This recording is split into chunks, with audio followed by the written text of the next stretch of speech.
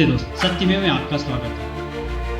उत्तराखंड हिमालय की गोद में बसा एक ऐसा राज्य है जो अपनी प्राकृतिक सुंदरता और आध्यात्मिक महत्व के लिए जाना जाता है। यहाँ की चार धाम यात्रा लाखों श्रद्धालुओं को आकर्षित करती है, लेकिन यहीं उत्तराखंड कई बार प्राकृतिक प्रकोप का शिकार भी बन चुका है। आज हम बात करेंगे 2013 की उस भीषण त्रासदी की जिसने पूरे देश को झकझोर कर रख दिया, और 2025 की हालिया घटनाओं की जो भयावह इतिहास की याद दिलाती है।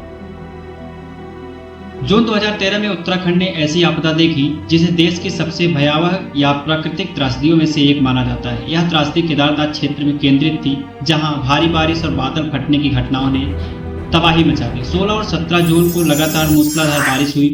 चोराबाड़ी ग्लेशियर, जिसे गांधी सरोवर के नाम से भी जाना जाता है, के पास बादल फटने से मंदाकिनी नदी उफान पर आ गई। इस आपदा में 5000 से अधिक लोग मारे गए और हजारों लापता हुए।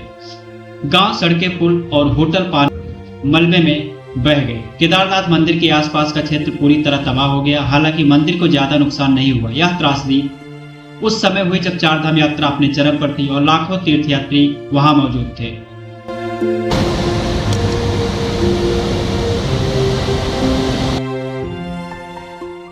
इसके साक्षी बने राम सिंह।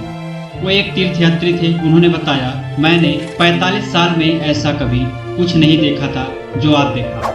आसमान फट गया और कुछ ही मिनटों में पानी के साथ सब कुछ बह गया। 2013 की त्रासदी के पीछे कई कारण थे। पहला, असामान्य रूप से भारी बारिश और बादल फटना।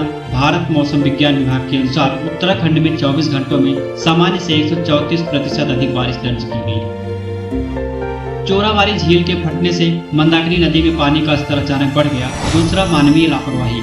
विशेषज्ञों का मानना है कि अनियंत्रित निर्माण, नदियों के किनारे बने होटल और हाइड्रो पावर प्रोजेक्ट्स ने इस आपदा को और भयावह बना दिया। उदाहरण के लिए, नदी के किनारे मलबा डंप करने से नदियों का प्राकृतिक प्रवाह बंधित हो गया।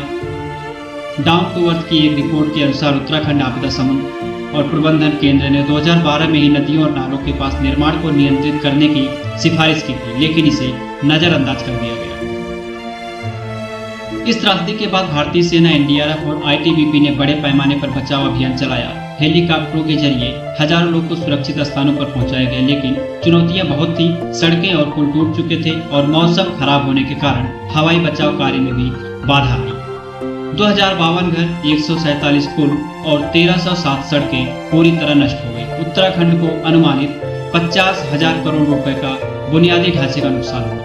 हजारों लोग बेघर हो गए और कई अपने परिवार वालों को खो बैठे। 2025 में उत्तराखंड एक बार फिर प्राकृतिक के प्रकोप का शिकार बना। 5 अगस्त 2025 को उत्तरकाशी के धराली क्षेत्र में बादल फटने की घटना ने 2013 की त्रासदी की यादें ताजा कर दी। खीर गंगा नदी में अचानक बाढ़ आई। धराली के बाजार, होटल और घरों को बहा दिए। कम से कम 4 लोगों की मौत हुई और 50 से अधिक लोग लापता हो गए। स्थानीय निवासी सुधांतु सेमवाल ने बताया, हम चिल्ला रहे थे लेकिन पानी और मलबे की रफ्तार इतनी तेज थी कि कुछ ही मिनटों में सब कुछ खत्म हो गया। बचाव कार्य में सेना, एसडीआरएफ और एनडीआरएफ की टीमें तुरंत सक्रिय हो गई, लेकिन भारी बारिश और भूस्खलन ने बचाव कार्य को मुश्किल बना दिया। 2013 और 2025 की इन घटनाओं ने हमें कई सबक दिए। जलवायु परिवर्तन, अनियंत्रित निर्माण और प्रकृति के साथ छेड़छाड़ हमें बार बार चेतावनी दे रही है। विशेषज्ञों का कहना है कि हमें पर्यावरण के प्रति संवेदनशील नीतियां अपनानी होंगी। नदियों के किनारे निर्माण पर रोक, ग्लेशियर की निगरानी और आपदा प्रबंधन को मजबूत करना जरूरी है। हमें यह भी सुनिश्चित करना होगा कि तीर्थयात्री और पर्यटक मौसम की चेतावनियों का पालन करें। उत्तराखंड की सुंदरता को बचाने के लिए हमें प्रकृति के साथ तालमेल बिठाना होगा। उत्तराखंड की यह त्रासदी हमें याद दिलाती है कि प्रकृति हमारी संरक्षक भी है और जब क्रोधित होती है तो विनाशकारी भी। आइए हम सब मिलकर पर्यावरण संरक्षण का संकल्प लें, मौसम की चेतावनियों का पालन करें और उत्तराखंड की सुंदरता को आने वाली पीढ़ियों के लिए सुरक्षित रखें। अगर आपको यह वीडियो पसंद आया तो शेयर करें और अपने विचार कमेंट में बताएं, ताकि सत्यमेव आगे इसी तरह का वीडियो आपको पहुंचाते हैं। चैनल को सब्सक्राइब करें। हम आपको मिलते हैं अपने अगले वीडियो में। तब तक के लिए आप स्वस्थ रहें, मस्त रहें। धन्यवाद।